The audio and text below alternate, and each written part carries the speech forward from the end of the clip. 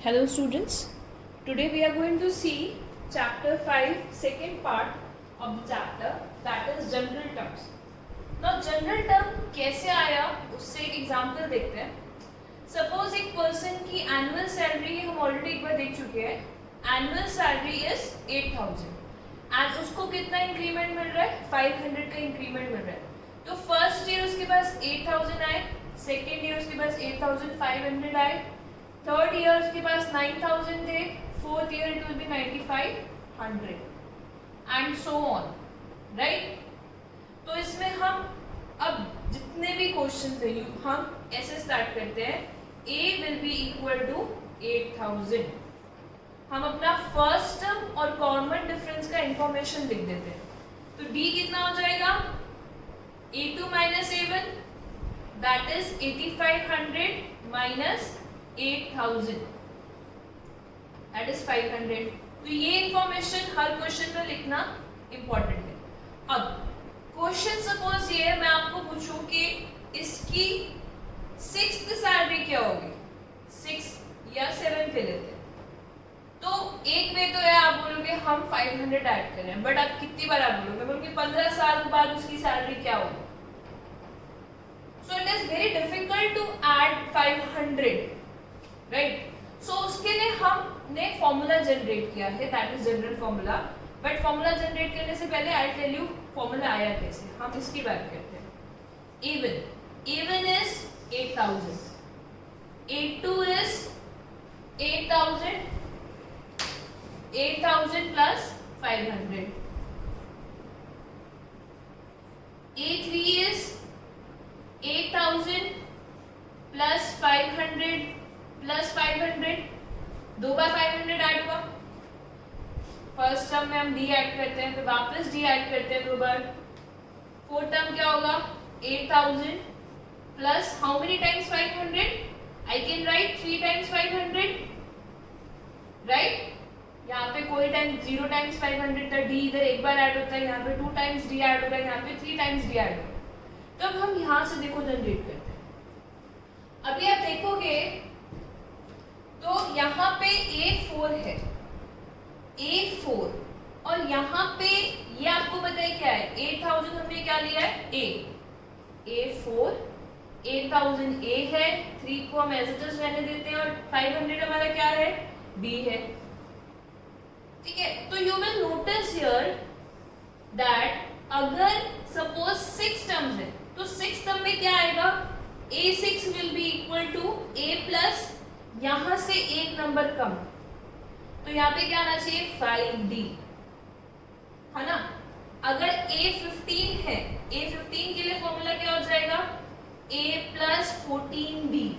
तो अगर मैंने आपको बोला था 15 ईयर में उसकी सैलरी क्या हो जाएगी, तो हम कैसे फाइंड करेंगे? A की जगह 8,000 एंड B की जगह 500. When you do the calculation आपका 15 इयर्स में सैलरी कितनी आएगी वो पता चल जाएगा. ओके. सो आप नोटिस करोगे, अब हम जनरल फॉर्मूला देखते हैं. जनरल फॉर्मूला में आप नोटिस करोगे तो फॉर्मूला क्या लिखा है हमने? n के लिए. सपोज मुझे nth टर्म फाइंड करना है, मतलब कोई भी टर्म 15 हो 7 हो, तो what I write? an is equal to a plus, अब मैंने आपको क्या बताया, अगर यहाँ 14 है तो इधर यहाँ से एक कम, राइट.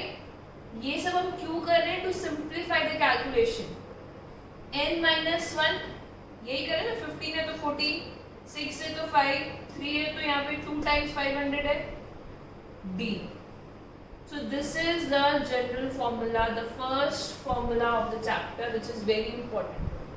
General term जनरली कैसे लिखेंगे? an is equal to a plus n minus 1D. कैसे आया वो भी मैंने आपको बता दिया. एंड लास्ट टर्म को, जो भी लास्ट टर्म होता है वो AP को, उसको L से भी डिनोट करते हैं.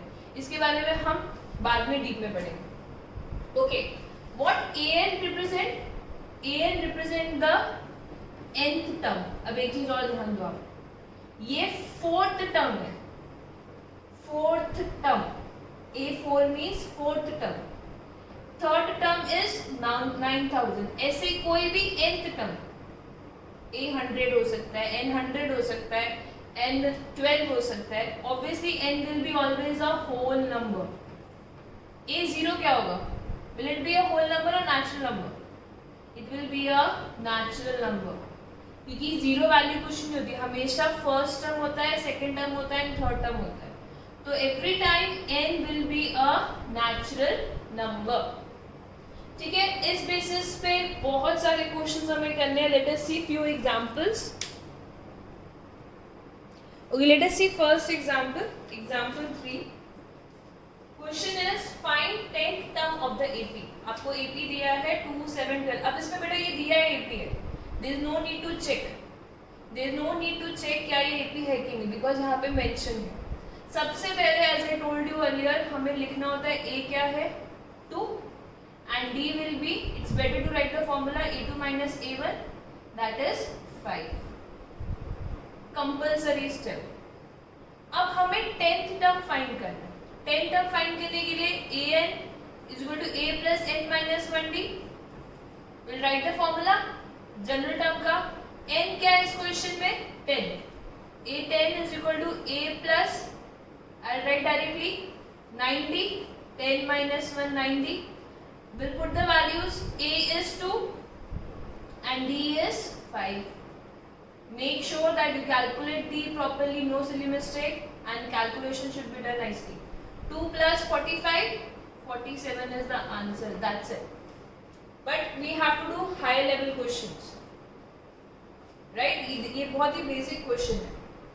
Okay, let us see one more example. Example 4. Question is which term of the AP? Which term of the AP is minus 81? ध्यान से समझना बेटा. इसमें which term of the AP मतलब आपको फॉर्मूला में, ये फॉर्मूलाज में कितने टर्म्स हैं? एक होता है an, मतलब कौन सा टर्म है. एक होता है a, first term. Then one is n, and one value is d. d is common difference. n मतलब 10 इधर n था, ये a है डिफरेंस, और an मतलब 10th टर्म की वैल्यू क्या है. a is the first term, b is the common difference. a 10 मतलब जो 10th टर्म है उसकी वैल्यू क्या है, एंड n स्टैंड फॉर कौन सा टर्म है 10th टर्म. तो यहाँ पे हमें फाइंड क्या करना है, विच टर्म मतलब n फाइंड करना है, n फाइंड करना है ऑफ द एपी. तो सेम वे a क्या हो जाएगा 21 एंड d क्या हो जाएगा 18 minus 21, that is minus 3. 21 minus 18 नहीं होगा, always the second term minus the first term. Formula use करना. अब ये क्या दिया है माइनस 81, क्या दिया है आपको an दिया है लास्ट टर्म. ठीक है, सो फॉर्मूला हम अप्लाई करते हैं an is equal to a plus n minus 1d. Last term आपको दिया है, लास्ट टर्म मतलब हमें फाइंड करना है कौन सा टर्म होगा. माइनस 81 लिख देंगे, a 21, n फाइंड करना है एंड d माइनस 3. सॉल्व करेंगे. Minus 81 minus 21 is equal to n minus 1 minus 3. इसको ऐसे ही रहने तो मल्टीप्लाई मत करो तो बेटर है. This will be minus 102 is equal to n minus 1 minus 3. अब instead of multiplying this to what will do is shift minus 3 there. अगर आप मल्टीप्लाई भी करते हो आंसर सही आएगा, बट कैलकुलेशन कम हो जाएगी. Minus 102 divided by minus 3 is equal to n minus 1. Cancel 34 is equal to n minus 1. Plus 1 वहां जाएगा, n क्या आ गया 35. मतलब इस एपी में 35th टर्म इज माइनस 81. अगर इस एपी में आप माइनस 3 ऐड करते जाओगे तो 35th टर्म आपका माइनस 81 आएगा. तो क्वेश्चन में फॉर्मूला में हमें 4 चीज होती है, कोई भी एक चीज फाइंड करने को बोल सकते हैं, राइट. अब also is any term zero, क्या कोई टर्म जीरो हो सकता है. तो अब इस केस में क्या करना होगा, इस केस में हमें an को क्या लिखना पड़ेगा 0, राइट. ओके, an 0 के लिए क्या हो जाएगा, हमें चेक करना है कि क्या कोई टर्म 0 होगा कि नहीं. So an is equal to a plus n minus 1d. In exam, teachers expect you to write the formula. Nothing is obvious. an check करना है क्या कोई टर्म 0 हो सकता है कि नहीं. a 21, n फाइंड करना है, d minus 3. सेम वे -21 मैं डायरेक्टली लिख रही हूँ upon -3 is equal to n minus 1, 7, तो n इज इक्वल टू 8 आ गया. अब यहाँ पे कैसे पता चलेगा टर्म 0 टर्म नहीं है, जब आपका n का वैल्यू फ्रैक्शन में आएगा. जब आपका n का वैल्यू फ्रैक्शन या नेगेटिव में आ रहा है, which is not possible as discussed, क्योंकि नेचुरल नंबर्स होते हैं, तो उस केस में 0 is not the value. Okay बेटा, सो इस केस में हमने क्या फाइंड किया, n फाइंड किया, और सेकेंड केस में अगेन 0 वैल्यू दी थी, वापस n फाइंड किया कि क्या ये वैल्यू पॉसिबल है कि नहीं. Let us see few more example. Okay, next example is determine AP whose third term is 5 and seventh term is 9. It is an important question. Third term मतलब बेटा आपको क्या दिया है, A3 is 5 and seventh term is 9. सिर्फ ये information दी है, ना ही हमें A दिया है D दिया है. तो AP में सबसे पहले हमें A और D फाइंड करना होता है, राइट. तो अकॉर्डिंग टू दिस A3 का फॉर्मूला कहना है, राइट, A plus 2D, 3 तो 2 आएगा. This is given to us as 5. And A7 क्या हो जाएगा, A plus 6D, 7 है तो 6 आएगा, is given to us as 9. अब this is nothing but two equations in two variable. To solve this, what we'll do is subtract them.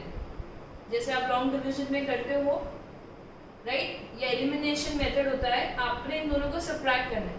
Subtract करने के लिए यहाँ साइन चेंज हो गया, minus minus minus, this is cancel. 2d minus 6d is minus 4d is equal to 5 minus 9 minus 4. तो d क्या आ गया, 1. d की वैल्यू आ गई आपकी, that let's put in any of the equation. I substitute in the first one. तो a plus 2 into 1 is equal to 5. a plus 2 is equal to 5. तो a क्या आ गया, 3. what they are asking, determine the AP.